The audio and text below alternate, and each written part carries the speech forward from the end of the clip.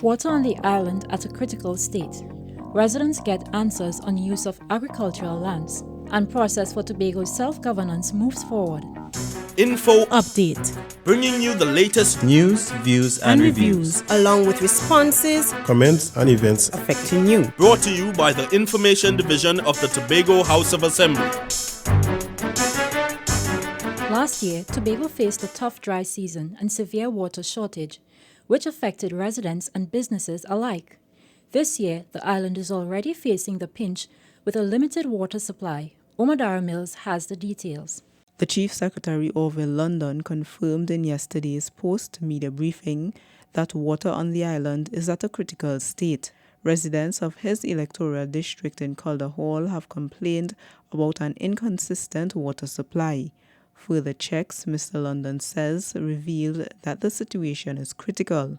And when I made further investigations in other parts of my electoral district and even from various areas in Tobago, I recognize that the situation is quite challenging. Mr. London says he spoke with the manager of the Tobago District for the Water and Sewage Authority, WASA, to get an update, which revealed that Tobago is in for another tough dry season. He wants the matter solved soon. Year on year, there is a decline in the water levels in all the major sources. I am hoping that sooner rather than later, that efforts will materialize to put in place the promise for the wells, operationalizing of the wells which had been tested last year, because that might be maybe the quickest way for us to alleviate the situation. He said bringing those wells on stream would provide the island with approximately 4 million more gallons of water per day. I'm Omadara Mills for Info Update. Progress is being made on the process for Tobago's self-governance. Kunda Freitas has more. Chief Secretary Mr. Orville London says THA and central government officials have advanced the review of Tobago's self-government request. They are now seeking to prepare a draft bill. We would have gone to the people, and then we would have got a mandate, and we would have had discussions and so on. He says in talks with Prime Minister Dr. Keith Rowley, it was recommended that instead of preparing further proposals, they should prepare a draft bill. And be in the process of finalizing that. I have been in discussions with Senior Counsel Gilbert Peterson and Ms. Melville, the two legal persons on the team.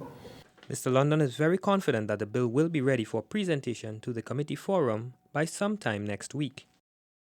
I'm Kunda Freitas for Info Update. Land distribution in Tobago was one of the hot topics at the opening face-to-face community meeting held recently in Moriah. Stephanie Solomon has the details. The Tobago House of Assembly is willing to give land leases to farmers who are serious about planting local crops. That's according to Chief Secretary Orville London, who said some people have used agricultural lands for the wrong purposes. But in order for us to give out land, people have to demonstrate that they have the capacity and they have the intent to work the land to their own benefit and the benefit of the people of Tobago. Mr. London has been in charge of state lands for over 10 years. He says some people have sold their leases or built homes on the lands. Now, the land distribution process has become more stringent. So I just want people to understand, we're not averse to giving out land for agriculture, but the majority of people who come, some of them willing, but they cannot show the capacity. And some of them neither willing nor have the capacity. Applicants must now meet the criteria of the Agricultural Department before land can be distributed. I'm Stephanie Solomon for Info Update. That's it from all of us at the Department of Information. I'm Josanne Brassi, and you've been listening to Info Update.